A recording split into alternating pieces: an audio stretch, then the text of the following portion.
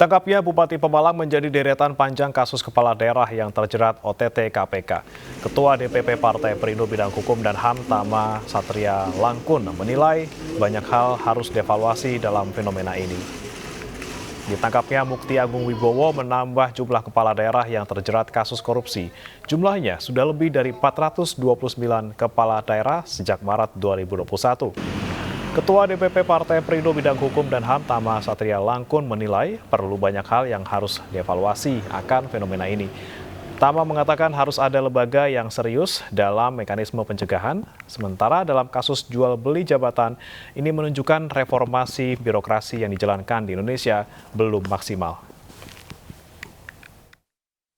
Karena tentu saja ini memperpanjang daftar kepala daerah yang menjadi pesakitan karena tindak pidana korupsi.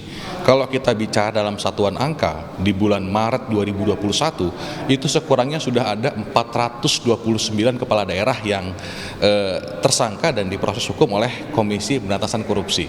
Artinya jumlahnya akan terus bertambah, apalagi di tahun 2022 ini juga tidak sedikit kemudian kepala daerah yang kemudian jadi tersangka karena perkara tindak pidana korupsi.